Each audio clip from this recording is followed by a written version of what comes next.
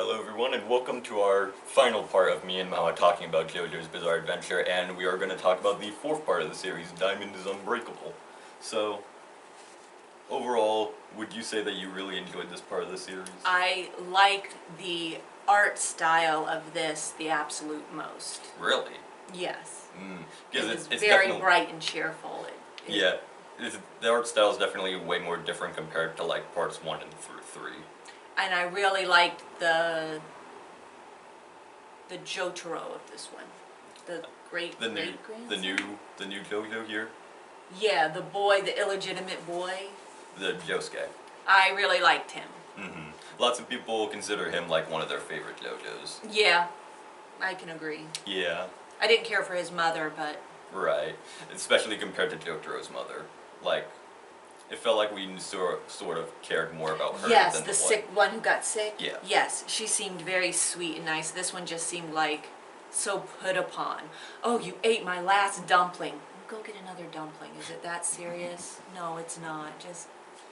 how did you feel about, like, whereas the other few parts, they were traveling to so many more places, whereas in this series, it's all, like, sort of, like, isolated in one, like, main location. I liked that. You did? Yes. Okay. I like both styles. But you prefer it being in one, like, do you prefer it being set in just one? I'm happy with either one as long as the story is good. Okay. And this story compared to, like, part 3, let's say, what did you think of, like, the story overall? This one seemed more like a soap opera, kind of. Okay. Whereas the other one seemed like an adventure, like a MacGyver adventure sort of thing, like Indiana Jones sort of adventure thing. This seemed more like the days of our lives. You know, what will happen to, you know. So they're both two different types of shows, but I liked it. I think I recall you saying, like, there are some, like, you said, like, during our previous video that all the episodes in part 3 felt like they were, like, necessary. But I think I remember you saying when we were watching part 4 that it felt like some of these episodes didn't really have much of an impact. Yes, the kid who looked like the guy from Luigi and Mario in that movie. Yeah. What's his name? The main monster. Dennis Hopper? Yes. That character? Yeah. That kid? Yeah. Like, I could have done totally without him. I feel like the only reason he sort of existed was to die and show off what the main villains. And you didn't care that he died because he was such a little shit. And a scammer and stuff. I didn't like that. And the invisible baby. Yeah. Really, the grandpa can barely take care of himself, and now he's in charge of some invisible baby that he put makeup on. It feels kind of like that was the only, like, one of the, they sort of made that a thing just to give Joseph something to do in the story. Yeah, like... Because it kind of felt like Joseph, like, had no purpose there at all. Aside from being, like, just, like, comic relief. Yes. Like, we have Jotaro is still there, but he's actually contributing more and more to the plot than what Joseph did. And even then, it feels like the series didn't really do that much with Jotaro either. He was sort of like Dio in part 3, where he was sort of like hovering, always there but not there. And one thing I sort of noticed in this series, I've talked to you about this before, but it sort of felt like the series kind of forgot about the JoJos and sort of focused a bit more on the side characters. Yeah, I liked these side characters though. Compared to part 3, how do you sort of like feel about them? Equal. Okay. Like the guy who had the cut up face, I really liked him. I felt bad for him because his brother was always mean to him. I think probably one of my favorite side characters is probably Koichi, the short one with the white hair. His stand is my favorite. Okay. The first version of it, not like the later. Not the last one, but I like the first and second version of it. And I also like the anime character dude who was bad at the beginning but then turned good somehow. Okay. Who read people's faces. Rohan? Yeah, I liked him. Yeah, he was a cool character. And I like that girl who was in love with the little dude. I liked that Cinderella episode. I thought that was really cool. And then I thought it was good that the Cinderella lady and the chef, who I thought were both going to end up being bad guys, weren't bad guys at all. Like they were like just normal, happy people trying to make things better. And I thought that was really sweet. Like And not every like stand user has to be evil pure aside evil from like trying the to main kill characters. us. Yeah, exactly. And I really like this villain, the serial killer who's cutting off hands. Kira, He's my favorite villain of the entire series. even more than Dio. 100%. Really? What was it about him that you really liked so much? That he was just a freak. Like, he didn't do this because of family or because he couldn't forget or anything like that. He just did it because he was a freak. And I like that. And supposedly he wanted to live like a sort of like peaceful life. Right, so he couldn't have like a real live girl because she would just give him trouble. But this hand, I'll kill you, take your hand and take it out to lunch and stuff. I just thought it was horrible. Don't cut off people's hands. But I thought it was hilarious also.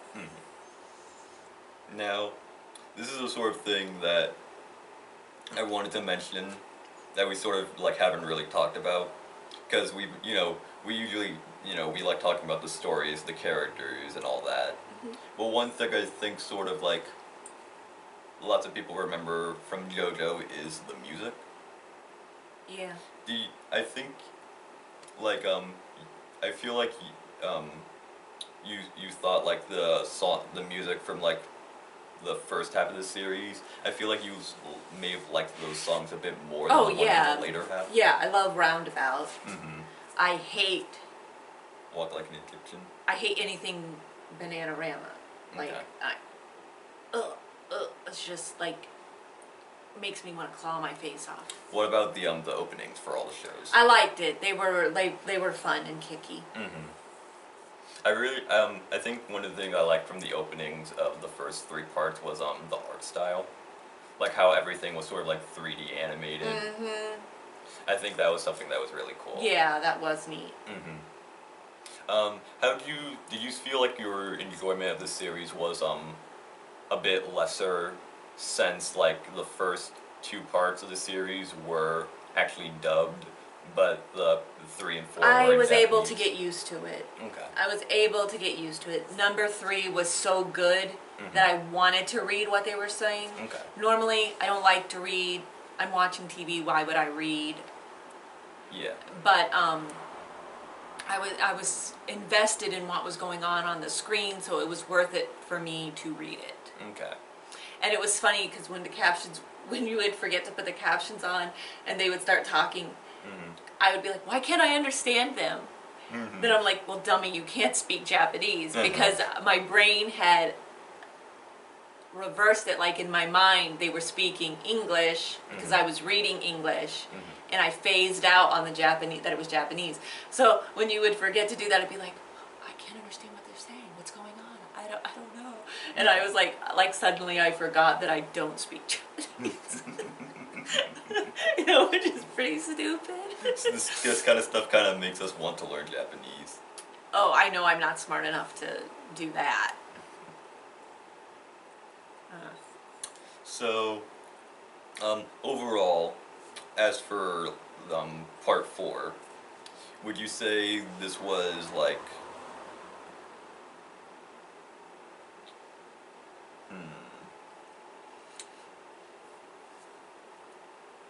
Like, I thought the alien was a waste of time. Like, they didn't flesh that enough out for me to think it was good. Right. Him playing dice, the alien came. He was trying to be his friend and stuff, so I understood that. But it was like... They sort of got rid of him a bit too quickly. Exactly. The dude who was living in the tower, waste of time.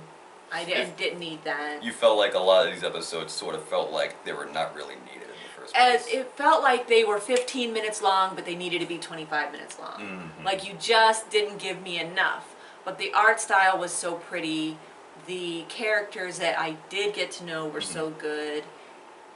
And the story was good enough. That's why I would say a B, not an A. Okay. I feel like that's something that really, that we both really like about JoJo, in terms of JoJo as a whole, is the characters. The series definitely manages to make quite, a bizarre group of, like, characters. Yeah, but I like it because they become friends. And it's like what friends should really be. like a friend that is by you when you're a jerk, a friend that's by you when you're doing great, because they're just your friend, and you are their friend when they're a jerk, and you're their friend when they're on top. You know, I think that is a beautiful thing, and it would be nice if people could really be like that. So it's more than just, I'm doing magic. Well, yeah, great, that's cute and all.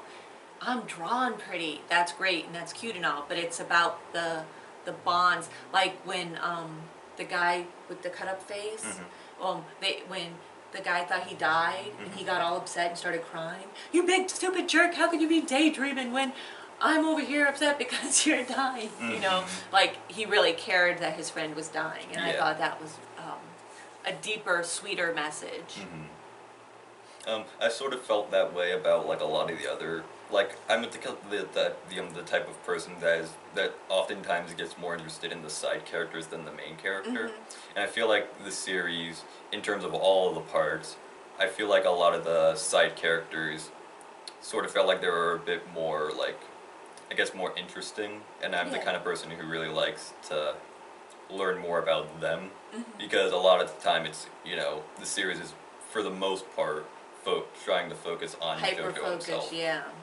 Because, I mean, it makes sense, it is Right, JoJo. but I think they really did a good job. And the kid who ends up being the son, but not really the son of the serial killer, was the only kid that didn't get on my last nerve. Like normally a little, like a 10-year-old and below on a television show or a cartoon is going to get on my nerves. Like teenagers don't bother me. Like, you're useless. You're not adding anything to the dialogue. I don't care about you. Go away. But this kid, like, he didn't get on my nerves. Really? Yeah, so that was cool.